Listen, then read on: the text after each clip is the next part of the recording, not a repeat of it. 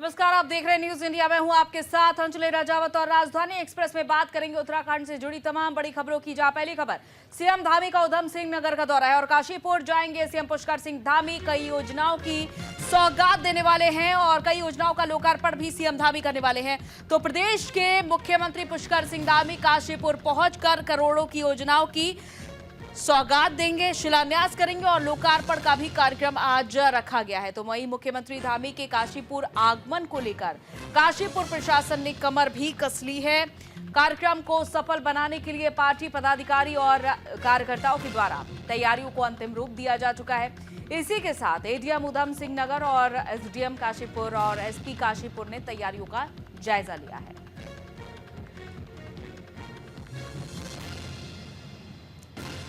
देहरादून से बड़ी खबर, जहां उत्तराखंड में कांग्रेस का मेरा वोट मेरा अभियान युवा कांग्रेस और एनएसयूआई की महत्वपूर्ण बैठक होगी। बैठक में सीडब्ल्यूसी सदस्य समेत बड़े नेता शामिल होंगे। युवा कांग्रेस के राष्ट्रीय अध्यक्ष उदय भानु चिब देहरादून पहुंचे। सुबह देहरादून एयरपोर्ट पर युवा कांग्रेस कार्यकर्ताओं ने उनका फूल मालाओं से जोरदार स्वागत किया और देहरादून कांग्रेस मुख्यालय में उत्तराखंड युवा कांग्रेस के प्रदेश कार्यकारिणी बैठक में प्रतिभाग करेंगे। बैठक में युवा कांग्रेस के प्रदेश, जिला और विधानसभा पदाधिकारी मौजूद रहेंगे। बैठक में सीडब्ल्यूसी सदस्य गुरदीप सिंह सप्पल भी मौजूद रहेंगे। और बता दें कि उत्तराखंड में कांग्रेस मेरा वोट मेरा अभियान चलाएगी। इसको लेकर आज कांग्रेस और एनएसयूआई अलग अलग बैठक करेंगी। इस मीटिंग में चुनाव से संबंधित रणनीति बनाई जाएगी।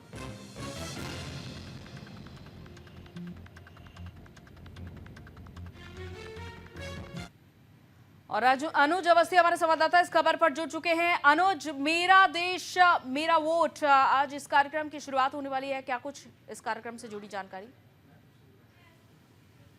बिल्कुल, मेरा वोट मेरा अभियान की शुरुआत कांग्रेस और एनएसयूआई मिलकर के कर रही है और आज एक महत्वपूर्ण बैठक भी है जिसमें प्रदेश के जो नेता है, सीडब्ल्यूसी के जो सदस्य हैं गुरदीप सप्पल, वो मौजूद रहेंगे। साथ ही साथ कांग्रेस के प्रदेश अध्यक्ष करण मेहरा मौजूद रहेंगे।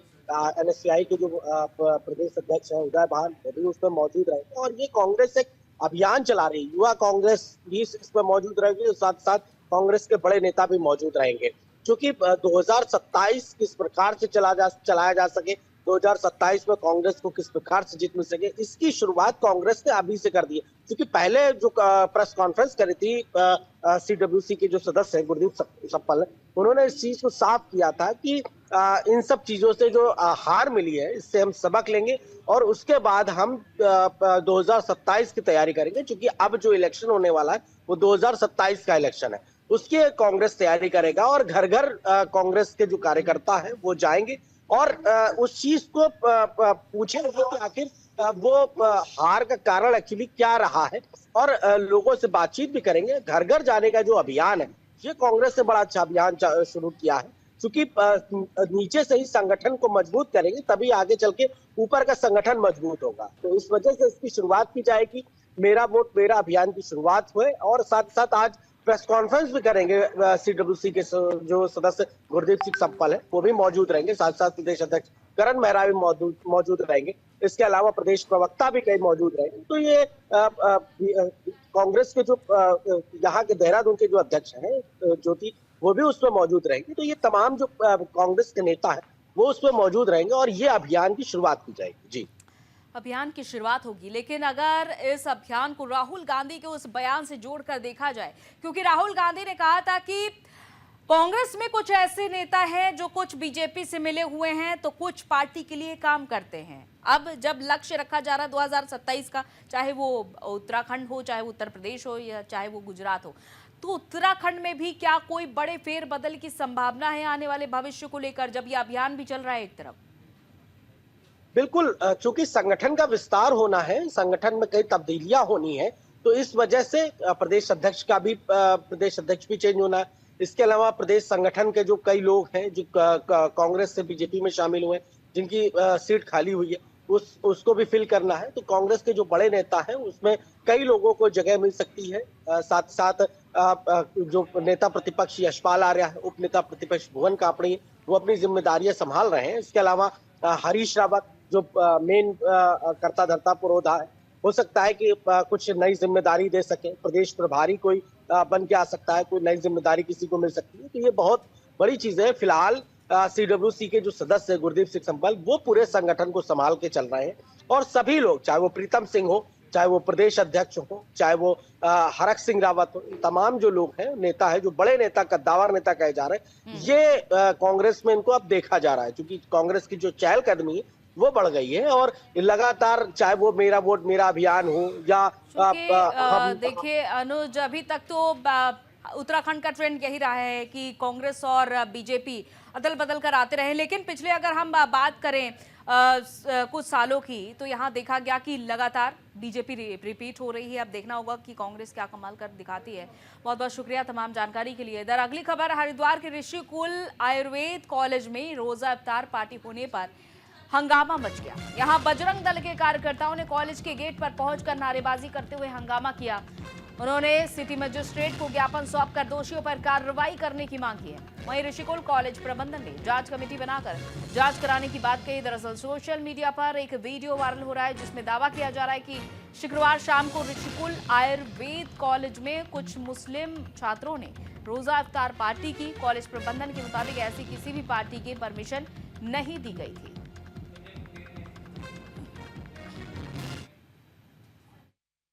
देखिए, अपने हिंदू बाहुल्य क्षेत्र में, प्रतिष्ठित हिंदू क्षेत्र में ऋषिकुल विद्यापीठ के कैंपस के अंदर कल एक सुनियोजित घटना करी गई कि कुछ मुस्लिम छात्रों ने, कुछ बाहर के मुस्लिम युवकों ने यहाँ पे रोजा इफ्तार पार्टी का आयोजन करा, जो कि खुलेआम पुलिस प्रशासन को चैलेंज करने वाली घटना है, जो खुलेआम कॉलेज प्रबंधन समिति को खुलेआम चैलेंज करने वाली घटना है। हिंदू समाज को ये योजनाबद्ध तरीके से इसलिए जताया गया कि हम तुम्हारे क्षेत्र में, तुम्हारे हिंदू बाहुल्य क्षेत्र में तुम्हारे हिंदू बहन बेटियों का अपमान करते रहेंगे, तुम्हारी हिंदू धार्मिक भावनाओं का अपमान करते रहेंगे। और इसका कड़ा विरोध करने आज बजरंग दल ऋषिकुल विद्यापीठ के बाहर पहुंचा है। पुलिस प्रशासन को 3 दिन का समय देकर अपनी लिखित शिकायत के आधार पर और कॉलेज प्रबंधन समिति को 3 दिन का समय देकर हमने अपनी कड़ी कार्रवाई की मांग करी है। हिंदू समाज के हित में अगर कोई कड़ी कार्रवाई पुलिस प्रशासन या कॉलेज प्रबंधन समिति नहीं करती, उक्त संलिप्त युवकों को अगर इन्वेस्टिगेट नहीं किया जाता, तो बजरंग दल अपनी पूरी ताकत के साथ कॉलेज प्रबंधन समिति को भी दिखाएगा कि इस्लामिक जिहाद और इस्लामीकरण करने वाली मानसिकता को यहाँ मिट्टी में लाने का काम बजरंग दल करेगा। जय जय श्री राम। मिला रहता है शाम को 6 बजे कि कुछ बच्चे यहाँ गैदरिंग कर रहे हैं खाने पीने का सामान लेके, तो मैंने कहा कोई इन्होंने परमिशन नहीं दी है, इनको हटा दो। उसने कहा हमारे कहने से नहीं हट रहे हैं। तो मैंने कहा मैं आ रहा हूँ। मैंने अपने शिक्षक साथियों को फोन किया, हमारे 8-10 शिक्षक साथी आ गए, कर्मचारी आ गए और सबने आके उन बच्चों को वहां से पार्टी करने से रोक दिया और हटा दिया, भगा दिया।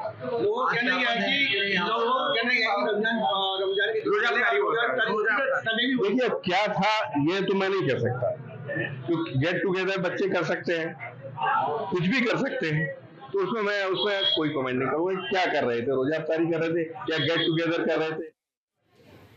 और संजय पुंडीर हमारे संवाददाता इस खबर पर जुड़ चुके हैं। संजय, ये वीडियो वायरल हो रहा है, इसको लेकर बजरंग दल की ओर से हंगामा किया जा रहा है, आरोप लगाया जा रहा है, अब इसकी पूरी सच्चाई क्या है? निश्चित तौर पर यह हरिद्वार के ऋषिकुल आयुर्वेद कॉलेज का मामला है, जहां रोजा इफ्तारी की एक पार्टी हुई जिसके बाद हंगामा हो गया।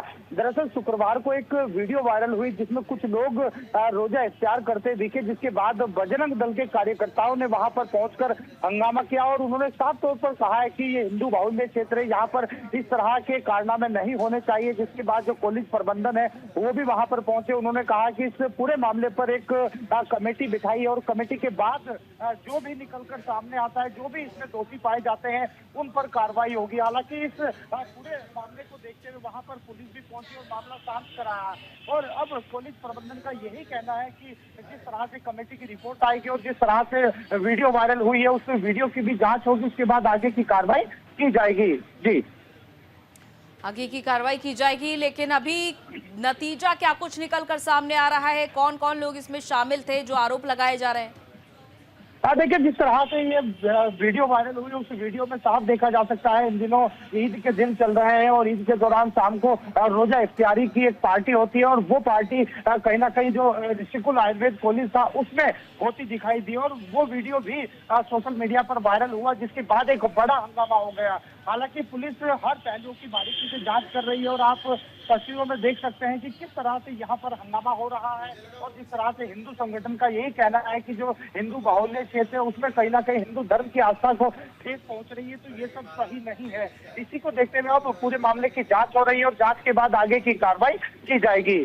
जी चलिए, बहुत बहुत शुक्रिया संजय तमाम जानकारी के लिए। तो जांच होगी, जांच के बाद आगे की कार्रवाई की जाएगी।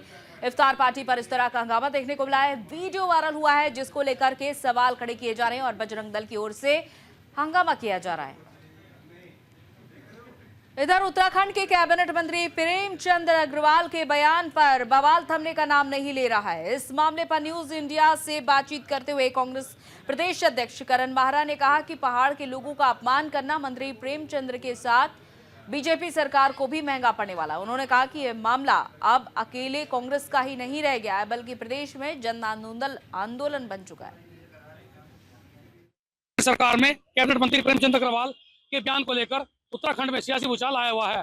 सबसे ज्यादा हल्ला कांग्रेस मचा रही है और कई तरह के आरोप लगाए जा रहे हैं। अब तो भाजपा के लोग भी खुलकर बोलने लगे हैं। हमारे साथ में प्रदेश अध्यक्ष कांग्रेस करण माहरा हैं, बात कर लेते हैं। माहरा जी, सबसे ज्यादा कांग्रेस ने इस पूरे मामले को हवा दी है। खासकर आपने तो यहाँ तक कह दिया कि मुझे गिरफ्तार करके दिखाए सरकार। जब मुख्यमंत्री का बयान भी आता इस मसले को लेकर के, उन्होंने कहा कि जो लोग इसे हवा दे रहे हैं उनके खिलाफ कार्रवाई हो सकती। आपने बेबाक को कहा कि मुझे गिरफ्तार करके दिखाएं, ऐसा क्यों? कांग्रेस क्यों हवा दे रही इस मामले में? देखिए, हवा की बात नहीं है, पूरे उत्तराखंडियत की मजाक बना के रख दी है।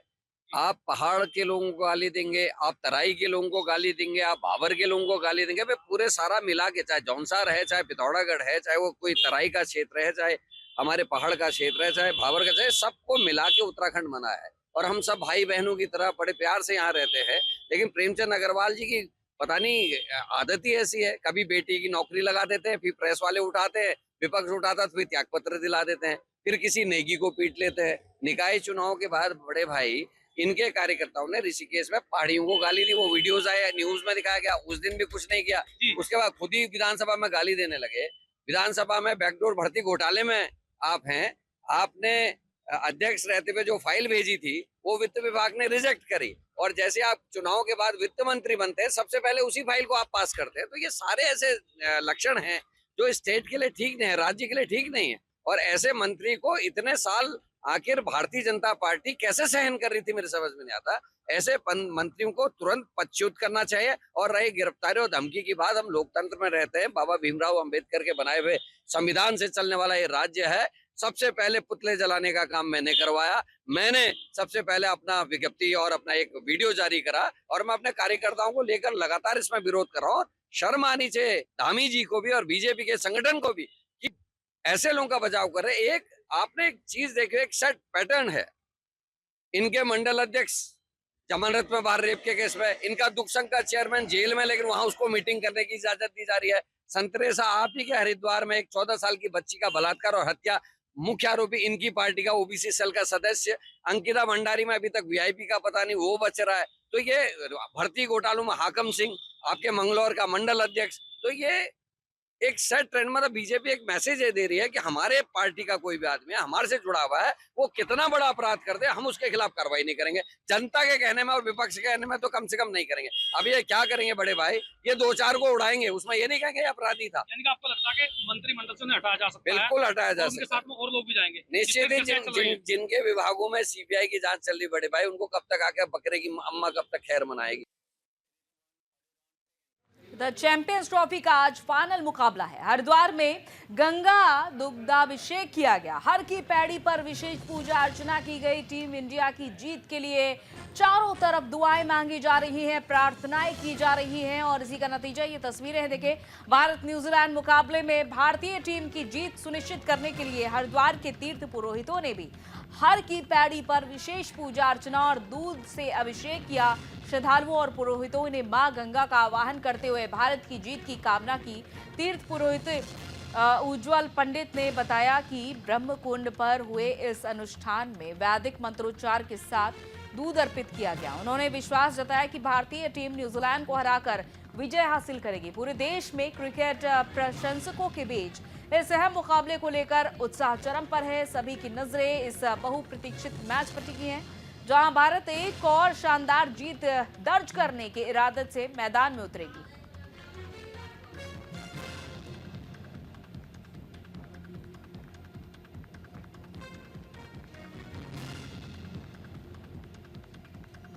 भारतीय क्रिकेट टीम की जिस प्रकार से जीत के लिए हम लोग सब लोग यहाँ संकल्पबद्ध है। भगवती गंगा जी के पावन तट पर हमने आज दुग्धाभिषेक किया। सभी तीर्थ पुरोहितों ने इस ब्रह्म कुंड पर दुग्धाभिषेक कर भगवती गंगा जी से आज प्रार्थना की है कि भारतीय टीम इस टूर्नामेंट में विजय हासिल करे, न्यूजीलैंड को परास्त करे और पूरे विश्व के अंदर भारत की एक बार पुनः जय जयकार हो, भारत एक विश्व शक्ति के रूप में प्रदर्शित हो। खेल वहीं गोविंद घाट स्थानीय लोगों को राहत मिली है। अलकनंदा नदी पर पैदल पुल बनकर तैयार हो गया है। लोक निर्माण विभाग ने अस्थायी पुल बनाकर तैयार किया है, तो अस्थायी पैदल पुल पर आवाजाही भी सुचारू हो चुकी है। ग्रामीणों ने सीएम धामी का आभार भी व्यक्त किया है। तो गोविंद घाट में चट्टान टूटने से ध्वस्त हुए पुल के बाद अब स्थानीय लोगों को राहत मिल गई है। तो पीडब्ल्यूडी ने अलकनंदा नदी पर अस्थायी पुल तैयार कर दिया है, जिससे पुलना गांव, हेमकुंड साहिब और फूलों की घाटी का संपर्क फिर से बहाल हो गया और इस पुल पर आवाजाही शुरू हो चुकी है। बीते मंगलवार को गोविंद घाट में एक बड़ी चट्टान गिरने से मोटर पुल पूरी तरीके से टूट गया था, नदी में समा गया था। इस हादसे में एक शख्स की मौत भी हो गई थी। पुल ध्वस्त होने से पुलना गांव समेत हेमकुंड साहिब और फूलों की घाटी जाने वाले मार्ग का संपर्क पूरी तरीके से कट गया था और इस स्थिति को देखते हुए मुख्यमंत्री पुष्कर सिंह धामी ने तत्काल जिलाधिकारी और लोक निर्माण विभाग को निर्देश दिए कि जल्द से जल्द अस्थायी पुल बनाया जाए ताकि स्थानीय लोगों को राहत मिल सके। तो वहीं अब जिलाधिकारी चमोली संदीप तिवारी ने बताया कि पुल निर्माण के लिए दूसरे स्थान का चयन कर लिया गया है।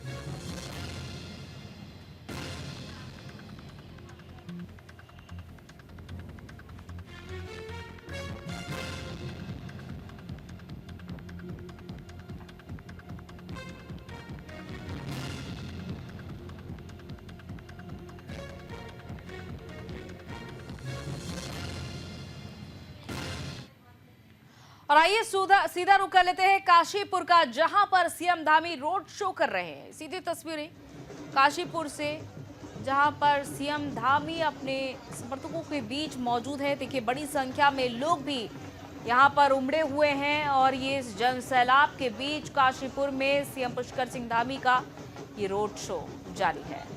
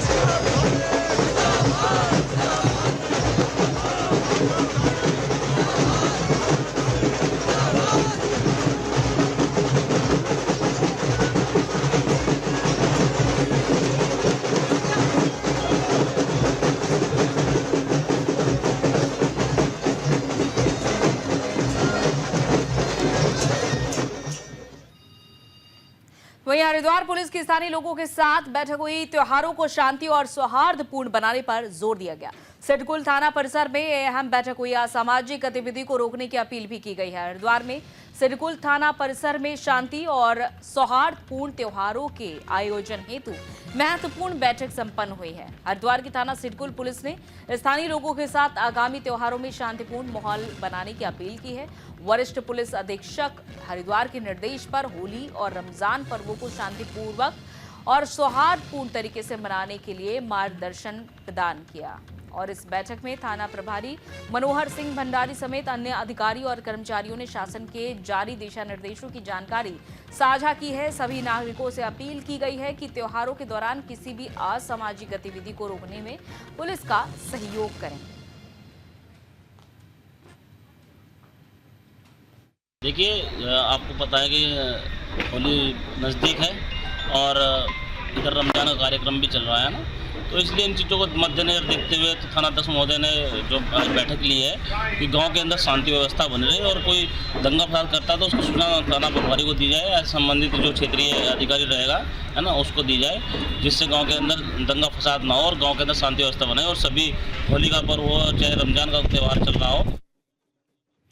वहीं हरिद्वार पुलिस का सत्यापन अभियान तेज हो चुका है। संदिग्धों पर कड़ी नजर रखी जा रही है। हरिद्वार एसएसपी के निर्देश अभियान जारी है। कई मकान मालिकों का चालान भी काटा गया है। बिना सत्यापन के किराएदार रखने पर कार्रवाई होगी।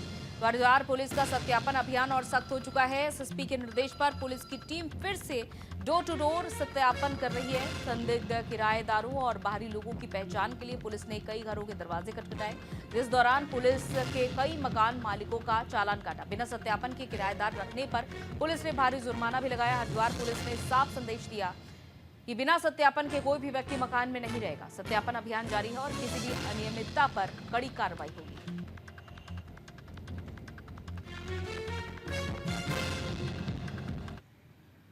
वहीं लक्सर में डायरेक्टर पद के लिए चुनाव प्रक्रिया को लेकर विवाद हुआ है, जहां ग्रामीणों ने जमकर हंगामा काटा और हंगामे के बाद चुनाव प्रक्रिया स्थगित हो गई। खबर लक्सर से, जहां लक्सर के मुंडा खेड़ा कला किसान सेवा समिति पर आज जैसे ही डायरेक्टर पद पर फिर से चुनाव प्रक्रिया शुरू हुई तो इस बीच चुने गए डायरेक्टर और उनके समर्थक ग्रामीणों ने समिति के बाहर हंगामा खड़ा कर दिया और चुनाव प्रक्रिया को रुकवा दिया। और उनका कहना था कि 24 फरवरी को डायरेक्टर पद पर चुनाव हुए थे और चुनावी प्रक्रिया पूरी होने के बाद यहां से धीरज सिंह को डायरेक्टर चुन लिया गया था, लेकिन उनका जीत का प्रमाण पत्र जारी नहीं किया गया था। अब इस मामले में फिर से विभाग ने नए सिरे से डायरेक्टर पद चुनाव प्रक्रिया शुरू कर दी है। शुरू करना गलत है और सीधे डायरेक्टर के हितों पर कुठाराघात है और भारी विरोध के चलते चुनाव अधिकारी सुनील कुमार भोरे ने चुनाव प्रक्रिया स्थगित कर दी। प्रमाण पत्र नहीं दिए गए थे पूर्व में, और जैसा ही जिलाधिकारी का निर्देश होगा इन्हें प्रमाण पत्र दिया जाएगा। लेकर चुनाव हमने कोई निमंत्रण नहीं भेजा था कि सरकार पर हमारा चुनाव करा दो। समिति का सरकार ने चुनाव कराया और हमने चुनाव लड़ा। कुछ लोग निर्विरोध बने, हमें प्रमाण पत्र नहीं मिला। इन्होंने दोबारा प्रक्रिया शुरू कर दी। कल 5 तारीख में इन्होंने अंतिम सूची का प्रकाश। यहाँ जो हम ये बहुउद्देश्य समिति है, हम चुनाव लड़े हैं यहाँ मुंडा खेड़ा कला की। चुनाव जितने भी निरोध भी हुए हम, और जब तक हम प्रमाण पत्र नहीं मिलने का हम धरने बैठे रहेंगे। चलिए फिलहाल राजधानी एक्सप्रेस में खबरों में इतना ही। इजाजत दीजिए, नमस्कार।